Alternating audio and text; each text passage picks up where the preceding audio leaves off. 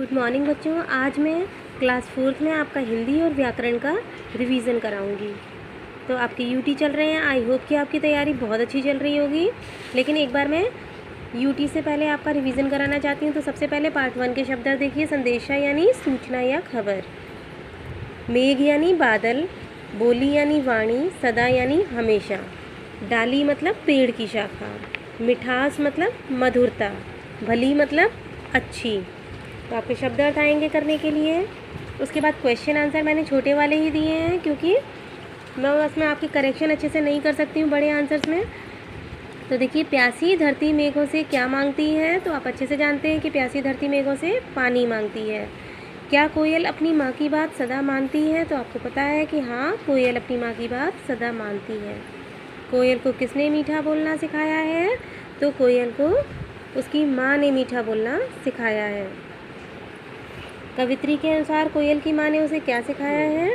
तो आपको मालूम ही है कि कवित्री के अनुसार कोयल की माँ ने उसे मीठा बोलना सिखाया है।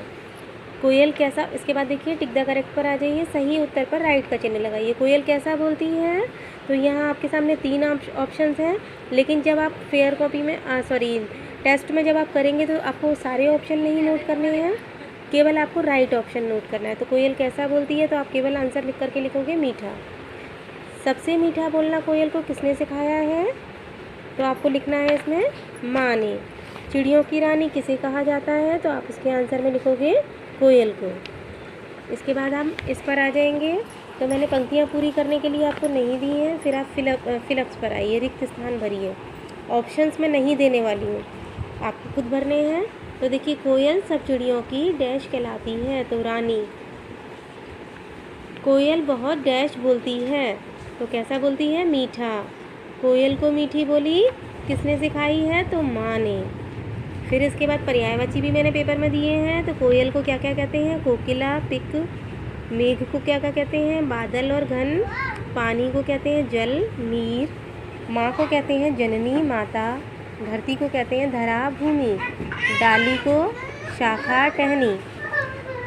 इसके बाद अगले लेसन पर हम आ जाएंगे। अगले लेसन के शब्द अर्थ देखिए। हष्ट पुष्ट यानी मोटा ताजा या स्वस्थ। फुसफुसाना यानी धीरे से बोलना।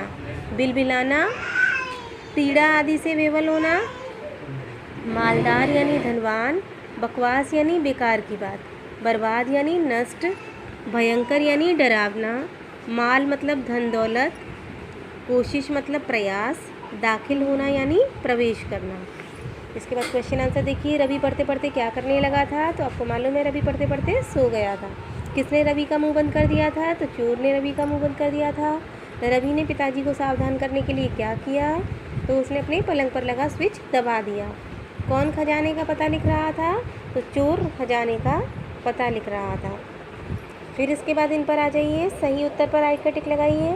रवि के कमरे में कौन खड़ा था? तो आपको मालूम है रवि के कमरे में चोर खड़ा था, तो राइट आंसर ही लिखेंगे आप अपने उसमें। किसने रवि के कमरे की बत्ती बंद कर दी? तो किसने बंद की थी? ये भी आपको पता है, चोर ने बंद की थी। फिर अगला है, किसने समझदारी से चोर को पकड़वाया? तो आप अच्छे से जानते हैं रवि ने पकड़वाया था। फिर उसके बाद फिलअप्स है, मैंने ऑप्शंस नहीं दिए हैं, मैं फिर से याद दिला देती हूँ। तो देखिए, रवि उसे देखकर डर से डैश लगा, तो क्या आएगा? काँपने लगा। पिताजी ने सारे रुपए पैसे डैश के बाहर छुपा रखे। किसके बाहर? घर के बाहर। पिताजी और कुछ लोग डैश के साथ उस कमरे में दाखिल हुए, तो किसके साथ? पुलिस के साथ। सभी लोगों ने रवि की डैश की खूब प्रशंसा की, तो किसकी प्रशंसा की? चतुराई की। रवि डैश है, तो मैं ऑप्शंस नहीं दूंगी। तो रवि आपको मालूम है कोई खास व्यक्ति का नाम है, तो व्यक्तिवाचक संज्ञा है आएगा। विपरीत अर्थ बताने वाले शब्द डैश होते हैं, तो उल्टा अर्थ बताने वाले विलोम शब्द होते हैं। स्वरों की सहायता से बोले जाने वाले वर्ण, जो जिनकी स्वर की मदद लेनी पड़ती है उन वर्णों को बोलने में, तो उन्हें क्या बोलते हैं? व्यंजन बोलते हैं।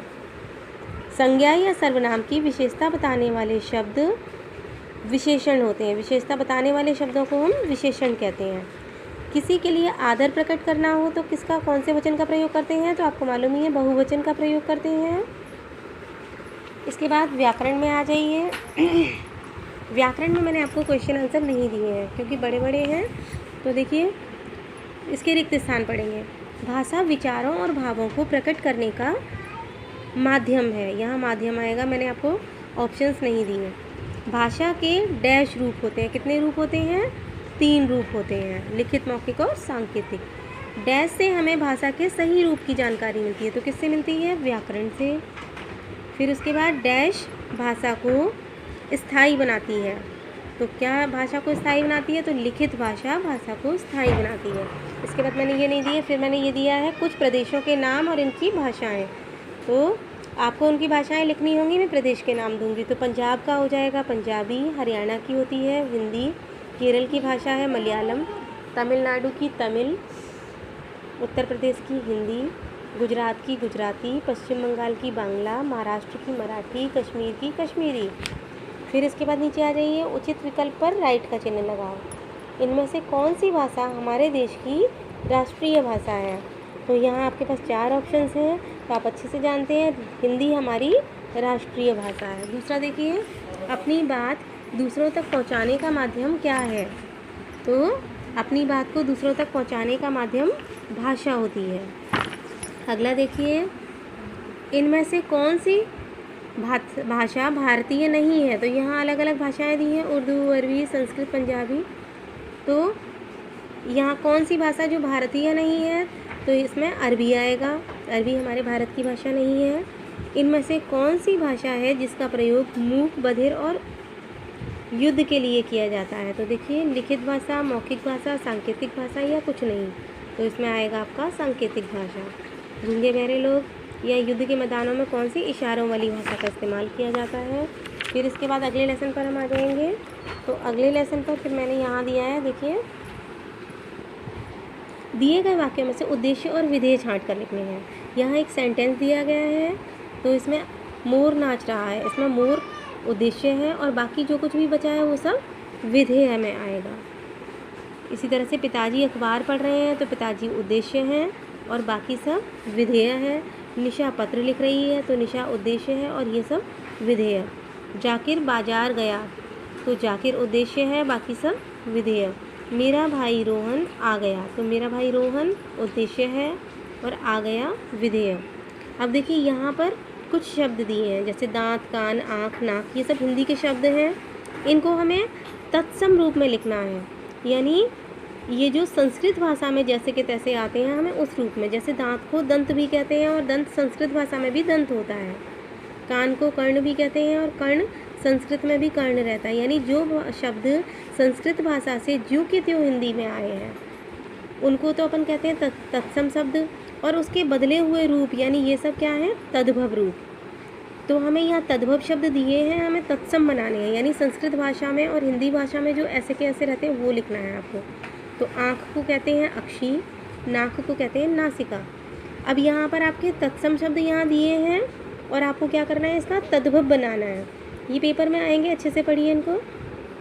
तो देखिए, दुग्ध दुग्ध का बदला हुआ रूप है दूध, दधी का बदला हुआ रूप है दही, घृत का बदला हुआ रूप है घी, मयूर का बदला हुआ रूप है मोर। इसके बाद यहाँ पर कुछ इंग्लिश वर्ड्स दे रखे हैं जिसको आपको हिंदी में लिखना है। तो कॉलेज, कॉलेज को क्या बोलते हैं हिंदी में? विद्यालय। प्रिंसिपल को क्या बोलते हैं? प्रधानाचार्य। क्लास को बोलते हैं कक्षा, टीचर को बोलते हैं अध्यापक। उसके बाद देखिए, वह छोटी से छोटी ध्वनि जिसके और टुकड़े ना किए जा सकें। आप जानते हैं सबसे छोटी ध्वनि जो होती है भाषा की उसको हम वर्ण कहते हैं, जिसके और टुकड़े नहीं किए जा सकते हैं। तो ये क्या आएगा? वर्ण। 2 या 2 से अधिक सार्थक शब्दों के समूह को, यानी जब 2 या 2 से अधिक सार्थक शब्द मिल जाते हैं तो वो एक पूरा वाक्य बन जाता है। क्या कहते हैं? वाक्य कहते हैं। आई होप कि सबको समझ में आया होगा। तो आप इनको अच्छे से लर्न करेंगे, जो मैंने अभी आपको पेपर में समझाया है आप इनको अच्छे से लर्न करेंगे और अपने यूटी की तैयारी करेंगे। Best of luck.